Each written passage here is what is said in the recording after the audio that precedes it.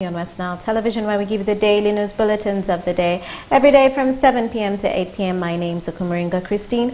Before we dive into any of the stories, let's first have a look at the news making headlines today. In the headlines tonight, Parliamentary Park Committee visits Arua Main Market.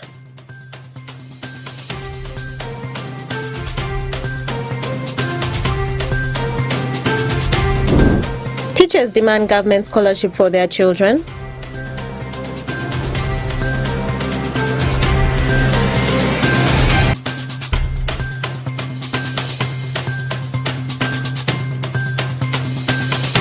And Pakwach leaders petition Taebwa over fish protection unit operations on Lake Albert. This and more in the Nowcast News Bulletin.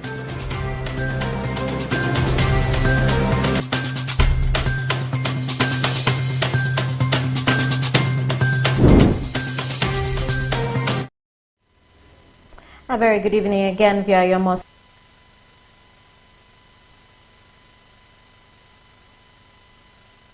Public Accounts Committee of Uganda Parliament on Monday the 4th of March 2024 visited the newly built Arua Main Market, which reactivated the emotions of the vendors who started accusing politicians and technocrats in the city for being responsible for the Arua City Market mess. Issues regarding the Arua City Main Market controversially came to limelight a year ago after it emerged that the stalls were erroneously allocated to vendors, with some government officials alleged to be occupying some of the rooms. We must take the fact here. Not a matter of taking the fact. You allow someone to also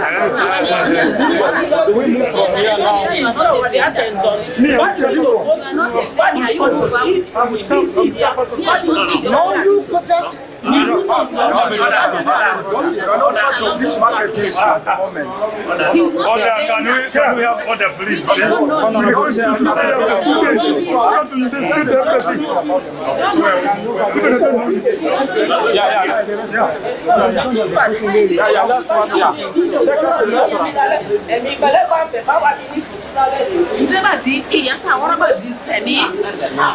While the visit of the committee reactivated emotions of the vendors who started accusing politicians and technocrats in the city for being responsible for this market mess, Mauzu Adiru, a cloth vendor occupying a stall in the second floor of the main market, lamented how their businesses are collapsing because of the scattered market.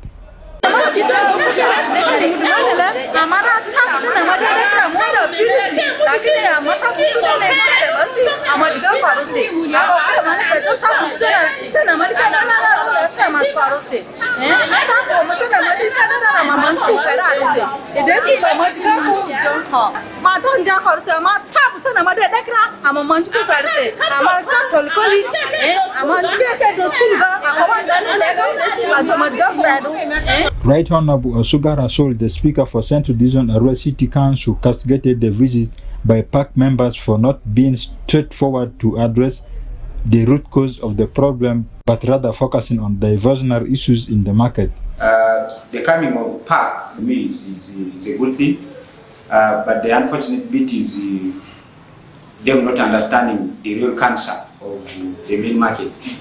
You see, people have just been addressing to them symptoms, but they have not clearly told them where the cancer is.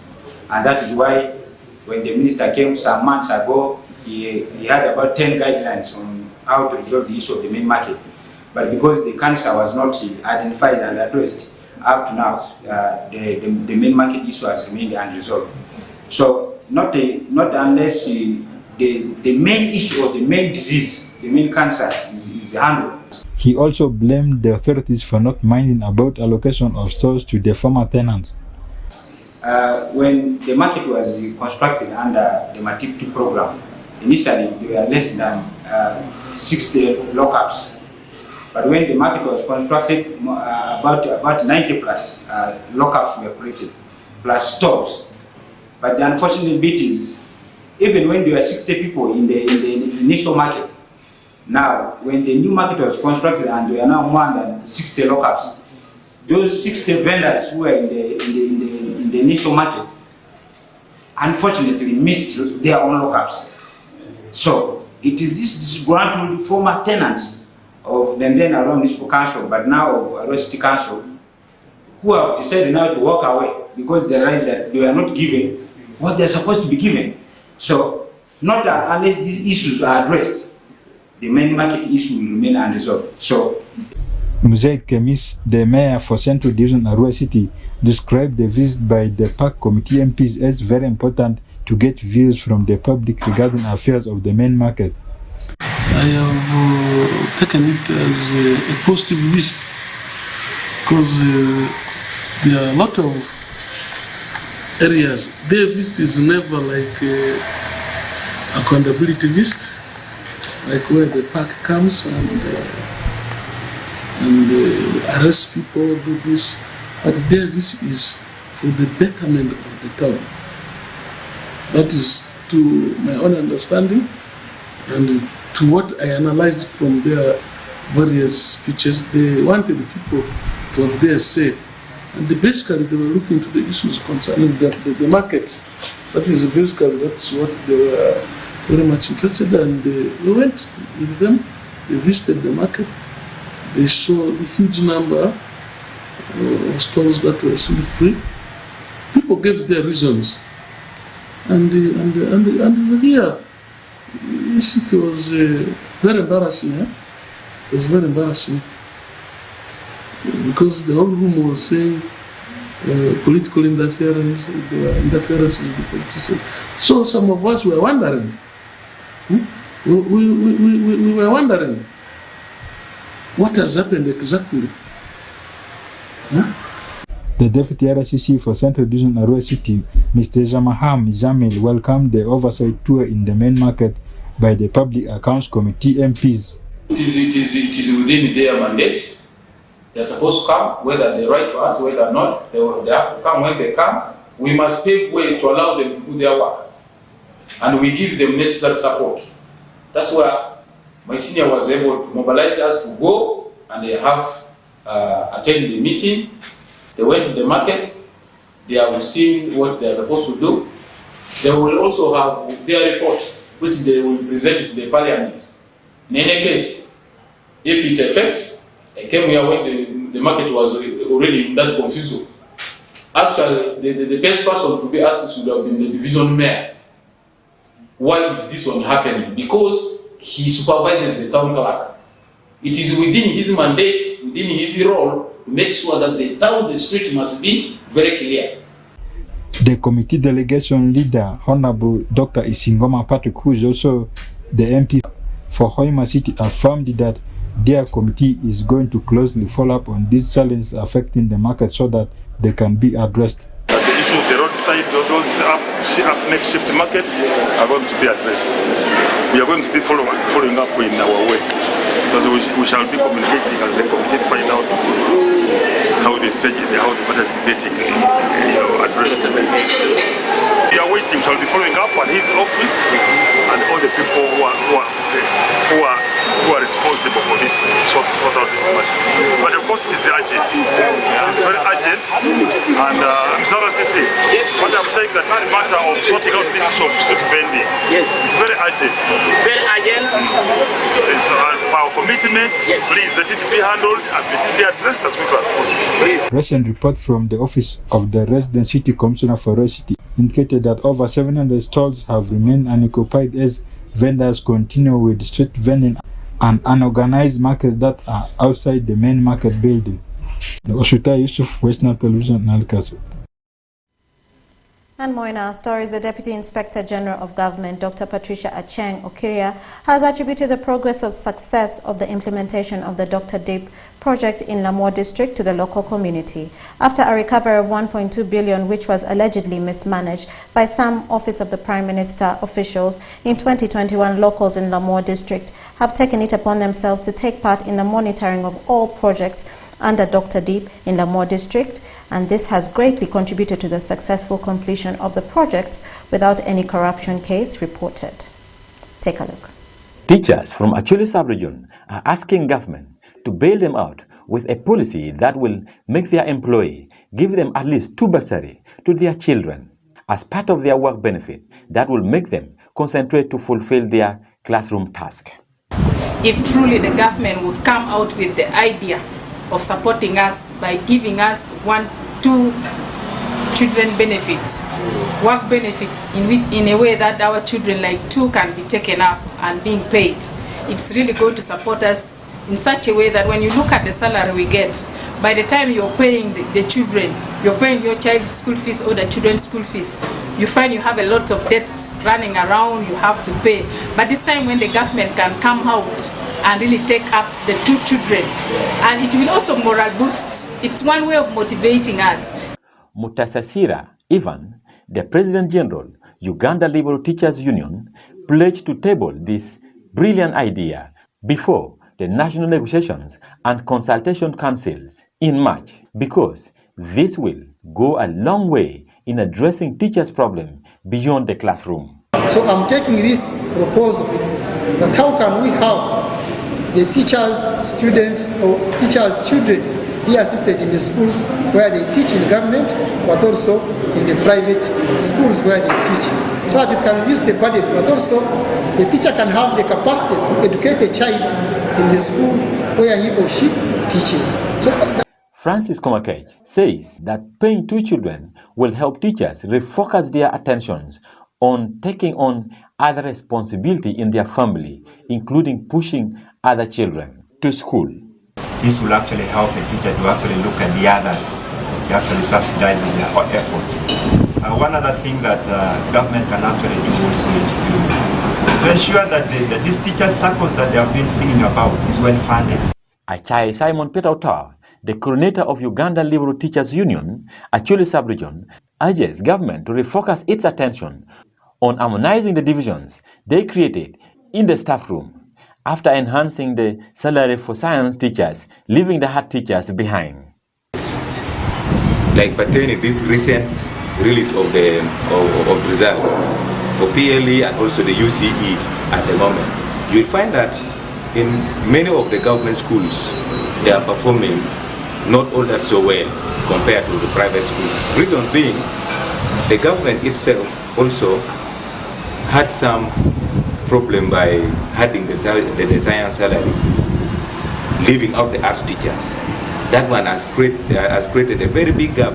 Even in the staff room where we are teaching, there is a lot of gap between the arts teachers and also the science teachers. Uganda Liberal Teachers Union presence in Gulu was part of their countrywide mobilization strategy to support teachers get out of elite poverty rackets, currently eating most of the low salary earners in Uganda. Stephen Okello for West Nile Television, Nilecast. And more in our stories this evening, the Deputy Inspector General of Government, Dr. Patricia Acheng Okiria, has attributed the progress of success of the implementation of the Dr. D project in Lamore district to the local communities after the recovery of 1.2 billion, which was allegedly mismanaged by some Office of the Prime Minister officials in 2021. Locals in Lamore district have taken it upon themselves to take part in the monitoring of all projects under Dr. D in Lamore district, and this has greatly contributed to the success of the completion of the project without any corruption case. Stephen Okello reports. After years and some months, the Deputy Inspector of Government, Dr. Patricia Cheng, joyfully returned to Lamore district, registering success in the implementation of over 1 billion shilling for Dr. Deep project, whose money was stolen from the Office of the Prime Minister, but recovered and redirected for its right purpose. We rely a lot on the community to give us heads up on what is happening on the ground. And we have the community monitoring groups who are working in touch, in close, constant touch with the district technocrats, and they report areas needing quick action. We have previously done what they call the community scorecard in this region. Again, this is a very significant tool, especially for social accountability. This is where we get feedback from the people. And as the Inspectorate of Government, when we talk about taking the war against corruption to the people, this is the feedback we expect in the war against corruption. Dr. Patricia Cheng, the Deputy IG, who attributed the success of this project after redirecting the fund to its right purpose to the community, was in Lamore district, visiting several projects being implemented in the district under Dr. Deep project. Previously, when I came to Lamo, we identified certain gaps. We got into engagement with the district technocrats. We pointed areas where there are red flags and we said we need improvement. And today I'm happy to note that there has been great improvement. And most of the projects we have seen are at 95% and above. Nelson Yo, an IG community monitoring team member in Palabek, says he became part of this team because this project directly benefited him and ensuring transparency and accountability during the implementation is part of his responsibility. We haven't registered any bad cases because they have started just recently. As they have started, we went and visited them. After visiting them, we have got them, and the work is just very fair. Kansime Born Again is a site engineer working with Kuwait Construction Company Limited on the design of Pagada Bridge, a 2.9 project being funded by World Bank under Dr. D project. Implores government to continue empowering community in monitoring its project for transparency and good accountability. According to this project, the community people are the bosses actually. They are the people who are monitoring our project, though they are also supplemented by the district team, but overall they are the community people who are head of the project. Yes, under Dr. Deep. Osborne Ocheng, the resident district commissioner, says the completion of Pagada Bridge and facelifting of Palabekal Health Center 4, among others, will greatly improve service delivery as government service will be taken closely to the community. Lamo district, and more especially Palabek sub-county, they relied mostly on this route for service delivery, access to market, access to hospital, access to banking services, everything. And this delay took almost 7 months. But I'm happy now there's a contractor on site and the progress of the work is around 70%. In 2023, Dr. Patricia Cheng, the Deputy IG, took back over 800 million shilling and also promised to continue recovering more money which was allegedly stolen from some corrupt officers from Office of the Prime Minister, a World Bank funded project, Dr. Drip. Today, she is witnessing a significant progress in the implementation of this project because of full community participation. Stephen Okello for West Nile Television, Nilecast.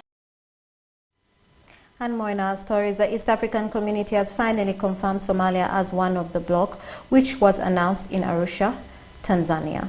Dr. Peter Musuki, the East African Community Secretariat head, said an instrument was presented after completing the required processes. Take a look.